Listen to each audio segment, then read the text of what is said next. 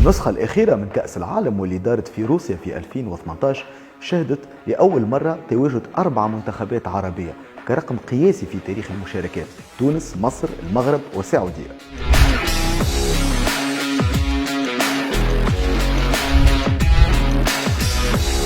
في المجموعة الأولى كان فما 2 منتخبات عربية، السعودية ومصر اللي رجعت للمونديال بعد غياب دام 28 سنة، إلى جانب البلد المنظم روسيا واليوروغواي. كل منتخب فيهم كان انهزم في 2 مباريات الأولى، وبالتالي ودعوا المسابقة قبل المواجهة الثالثة اللي جمعتهم نهار 25 جوان في فولغوغراد، ثالث ديربي عربي في تاريخ كأس العالم. ومرة أخرى السعودية لا تنهزم أمام عرب أفريقيا وتفوز على مصر 2-1، إلا ودعت المونديال ب0 نقاط و2 أهداف لمحمد صلاح.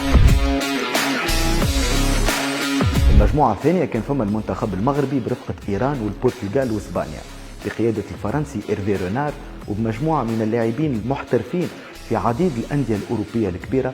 كان فما أمل أن المغرب تعاود إنجاز 86، لكن الهزيمة المفاجئة في المباراة الأولى ضد إيران في الثواني الأخيرة ثم الخسارة ضد البرتغال كريستيانو رونالدو خلت أسود الأطلس يودعوا الدورة قبل المقابلة الثالثة ضد إسبانيا اللي كانت شكلية، ومكنت المنتخب المغربي من تحقيق نقطة واحدة بعد التعادل 2-2.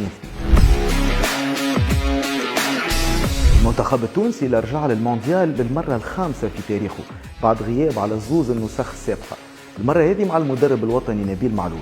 لقى روحه في مجموعة فيها بلجيكا وإنجلترا وبنما. في المباراة الأولى ضد الإنجليز ما تمكنش المنتخب من المحافظة على التعادل، وهدف هاري كين في الدقائق الأخيرة حرم تونس من نقطة كانت تكون ثمينة. بعد أيام ضد بلجيكا أخطاء بالجملة وفوارق كبيرة في المستوى كلفت تونس أعرض هزيمة لها في تاريخ مشاركاتها 5-2، باش يلقى المنتخب التونسي روحه في نفس وضعية كل الفرق العربية ويدخل للمباراة الثالثة وهو حسابيا منسحب من المونديال. الفوز ضد بنما بثنائية بن يوسف والخزري كان ثاني انتصار لتونس في كأس العالم منذ مباراة المكسيك في 78، مرة أخرى ضد منتخبات أمريكا الشمالية.